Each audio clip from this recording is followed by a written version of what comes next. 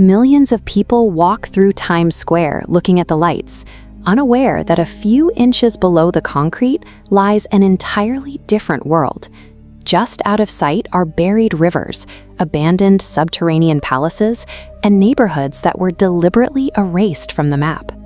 Before we go deeper, drop a comment with the name of the city you're watching from. We are pulling back the pavement to examine 5 specific, layered secrets that reveal how New York City actually operates.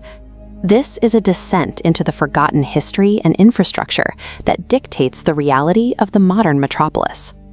When you look at the Manhattan skyline, you might assume real estate developers simply build skyscrapers wherever they can find an empty lot. But the locations of those towers are decided by a 400-million-year-old metamorphic rock called Manhattan schist. This cross-section shows a direct correlation. The bedrock dips deep underground in the middle of the island, and the building heights follow it.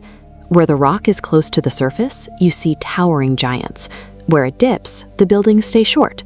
To anchor a skyscraper, crews must excavate massive pits to reach this solid schist, pinning the foundation directly into the ancient stone. Think about the ground under your own house. Is it solid rock or soft dirt? Type your answer in the comments. Human ambition is restricted by ancient geology, but that rock is only the first layer of a history defined by the people the city tried to bury. Moving from the skyline to the ground, Central Park appears to be a preserved piece of nature. In reality, it is completely man-made. To build it, the city targeted a specific community in the 1850s, Seneca Village, a predominantly African-American neighborhood of 1,600 people. This was a stable, functioning neighborhood. Residents owned their homes, cultivated agricultural plots, and built 3 churches along with a school. The city used eminent domain to bulldoze the entire area, displacing every family to make way for a public park. It's strange to think about how prime this real estate used to be. Somewhere out there, a confused squirrel is probably burying an acorn right where a Victorian living room used to sit. If the government forced you to sell your house to build a park, would you do it? Type yes or no.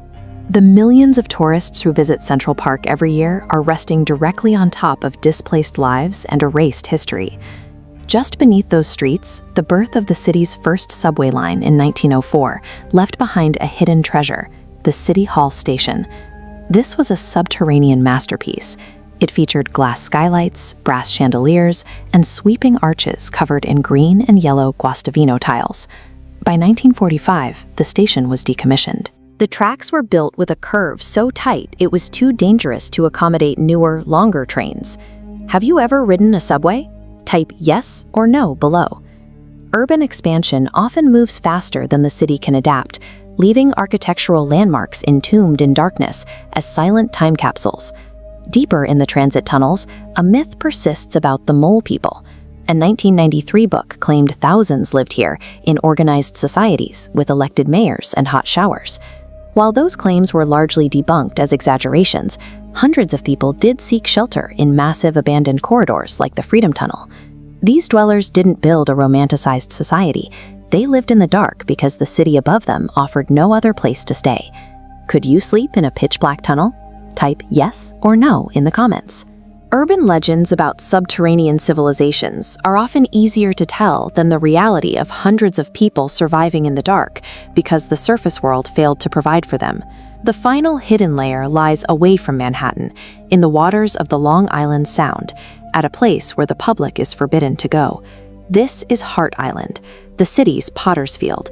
Since 1869, over 1 million unclaimed New Yorkers have been buried here in mass trenches. During the height of the AIDS epidemic, it became the final resting place for thousands of victims whose bodies were rejected by traditional funeral homes. The graves were dug by Rikers Island prisoners, who were paid just 37 cents an hour, to serve as the only witnesses to these burials. Should families have the right to visit these graves? Type yes or no in the comments. Hart Island is the city's final silent layer, an isolated piece of land designed to keep the people New York forgot entirely out of sight. New York City is a living timeline, built on layers of ambition, wealth, and displacement. Every skyscraper and street corner stands directly on top of these forgotten chapters. Share this video with anyone who thinks they know the Big Apple, and hit the subscribe button before the timer on screen runs out. Click the video on your screen now to see more facts about the USA.